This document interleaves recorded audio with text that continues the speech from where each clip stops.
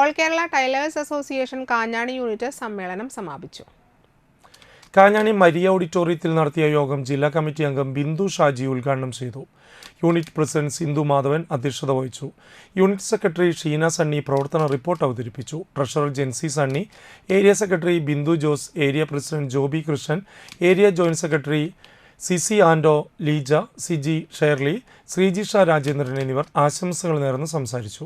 പുതിയ ഭാരവാഹികളായി president Sindhu Madhavan, secretary Sheena Sunny, treasurer Jency Sunny, vice പ്രസിഡന്റുമാരായി ഷെർലി, പ്രീതി, ജോയിന്റ് സെക്രട്ടറിമാരായി ലിജോ, രമ്യ എന്നിവർ അടങ്ങിയ 19 അംഗ കമ്മിറ്റിയെ തിരഞ്ഞെടുത്തു.